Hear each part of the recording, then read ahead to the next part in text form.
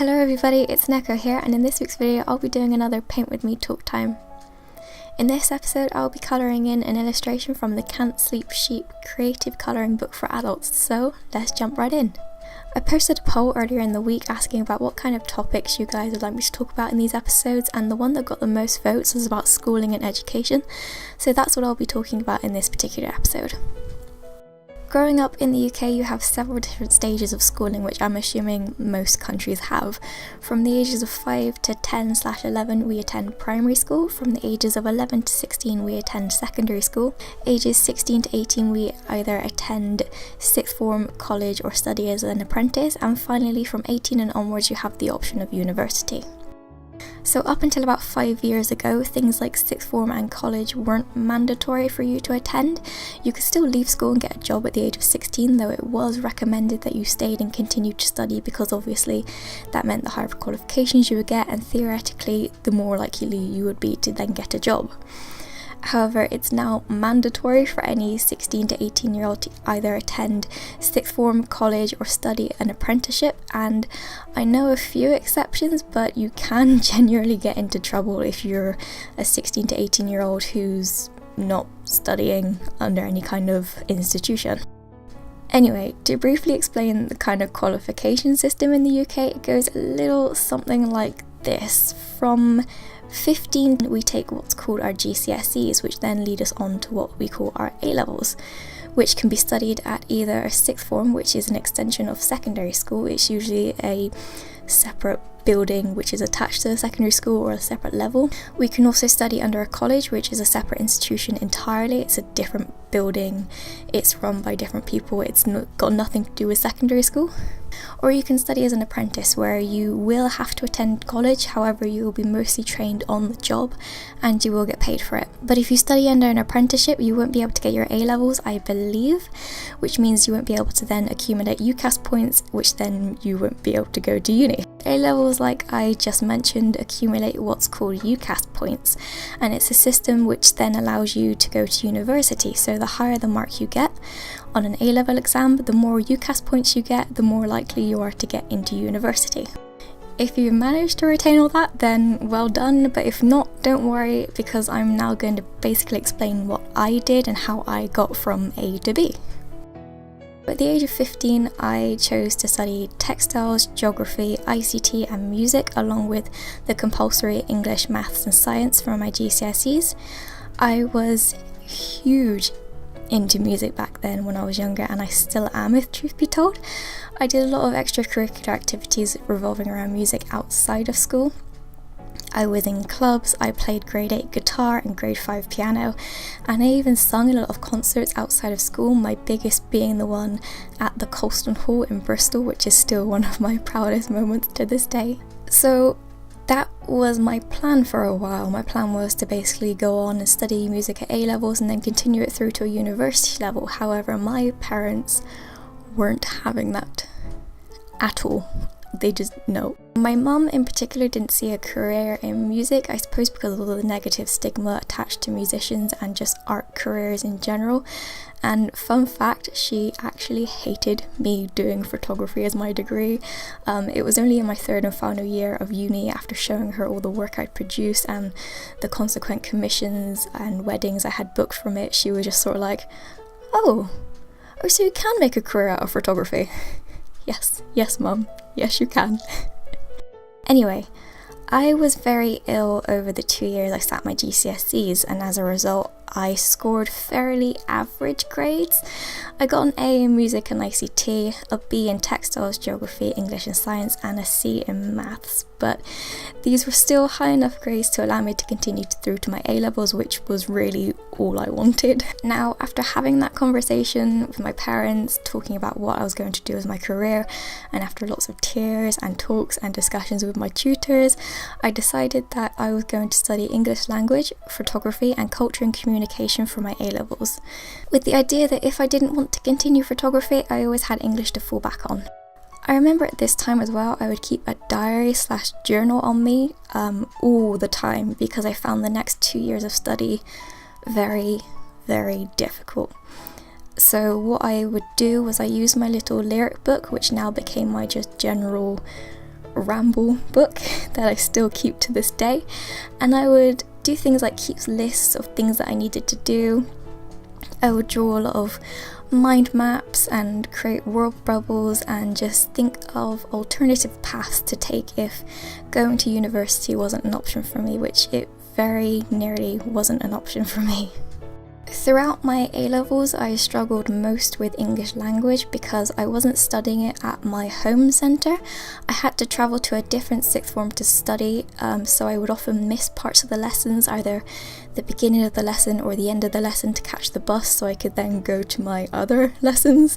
Or it meant that I couldn't come after school and go to the after school study sessions because, again, just the way the bus times worked out, it didn't quite correlate. So I was very much left to my own devices with that subject. One good thing did come out of this, however, and that was I met Panda through this. He was actually in my class and he later introduced me to Jake and just everybody else, really. The next course was Culture and Communication, which I think sparked my love for video making. As well as an exam that we had to study for, we also had to produce coursework, which would be sent off and marked by an external examiner, which would then count towards our final grades. This meant that students who didn't get on so well with exams or didn't like them could still get a higher grade overall. For the coursework, we had to create a video talking about anything we chose. It could be absolutely anything. I remember I picked Disney, I believe. And we had to deconstruct it with 3 different lenses, so it could be from a postmodern point of view, a Marxist point of view, a feminist point of view, and so on. That's actually one of the earliest videos of me on the channel. It's just bloopers of my recording and me just fumbling over my words like I am now. Finally, I have my photography course, which you would think would have been my best out of the 3, but funnily enough, most of the time it was tied last place of my English course. The college I studied at only had one art tutor, and I use the words tutor in inverted commas because this one single person had to teach the entire A-level art courses. So he had to teach drawing, he had to teach media, he had to teach woodworking, sculpting, and even photography, which may not have been such a bad thing if this individual didn't actually have a degree in an art subject. So most of the time we sat and watched YouTube tutorials on how to load film into a camera, or basically left for 3 hours at a time just to figure out how to use Photoshop by ourselves. And needless to say, from a class of 16 in the first year, we went down to a class of 4, yes, 4 students in the second year because either people dropped out or they just didn't get high enough grades to pass. So by the second year of taking my A-levels, I just decided I was going to really just throw myself at it. I remember teaching myself everything that I needed to know to progress. I spent hours and hours in the darkroom processing and developing film, and I remember from my very last project we were given the subject of the passage of time, and I remember scratching into film negatives to create a distorted effect, or aging paper and objects and photographing them together. And by the end of the final module I had a good 3 sketchbooks worth of just work, along with a research folder and a small test journal that I kept with all my prints and just experiments that I kind of did along the course. So by the time I'd finished my A-levels, I had no interest in continuing with study. I felt so burnt out and just exhausted, and my plan was just to continue working at the cattery and kennels for a while before picking up some kind of apprenticeship, but my parents were not having that. And funnily enough, it was my photography A-level tutor that helped me get onto my degree. So I'd applied to a university as well as a foundation college course, and the interviews did not go well.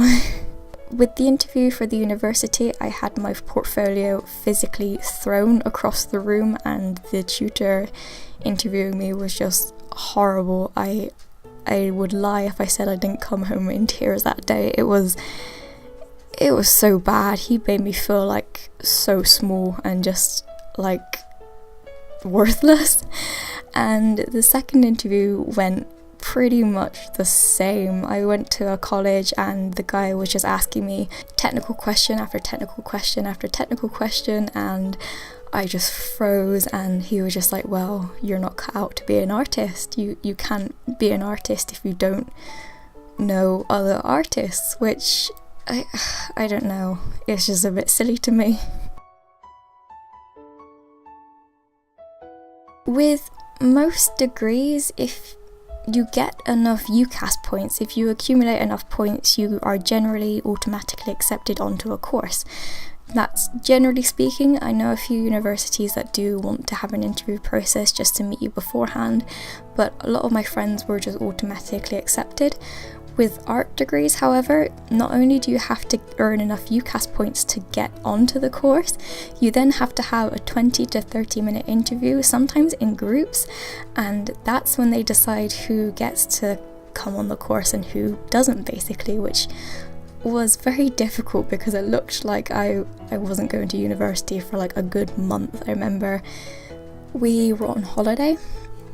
We went on a 2-week cruise and it was terrible. I just spent the entire time feeling really sick and nervous, and when I got home, it was just, reality just kind of hit, like, oh god, I've got like 3 months left of my A-levels and I haven't got onto a university course. What am I gonna do? Once I got back, I got speaking with my photography A-level tutor, and he recommended a foundation degree for me. And a foundation degree is usually the first 1 or 2 years of a degree course, which you can then choose to continue and get your full Bachelor of Arts degree, which is what I ended up doing. So technically, even though it wasn't my first choice, it was probably one of the better choices I had made, because not only does it mean that now I have a foundation degree in creative practices, it also means that I have a full Bachelor of Arts degree in professional photography. So I have 2 degrees that have come out of this now, so that's pretty good. I had the interview for the foundation degree, and immediately it was a lot more laid back. It was a 1-to-1 interview, and the tutor just came in and he was just asking me questions about what I wanted from the course, what I wanted to get from this, and it was sort of like what they could offer you rather than what I could come and offer them, which doesn't make sense if you're paying an institution to teach you and they already expect you to know all the stuff they're gonna teach you. I don't know.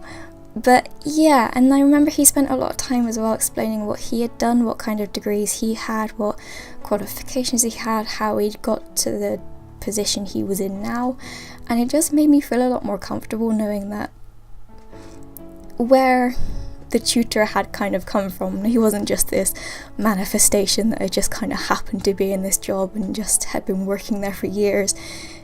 He was a down-to-earth person, and needless to say, I did get on the course and I was so happy. I was so relieved. I honestly cried that day, and my parents were really relieved as well. My mum was so happy, and yeah, I was just really grateful for that.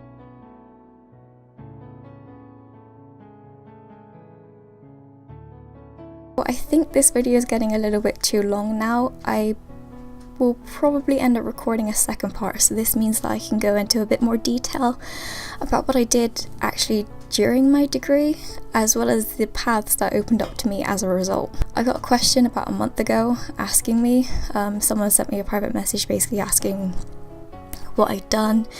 They were quite scared because they were going into their final year of study at what I was assuming secondary school, or whatever the other equivalent is to that, and they were thinking about going to university but they didn't know what to do. And so it's not a weird thing to be in that position and not know what to do. I was in it. I very nearly didn't get into university, so if you're in that position, just don't freak out. Take a deep breath, and I'm sure it'll be fine. I'm sure it'll work out, or things will just fall into place. It'll be okay.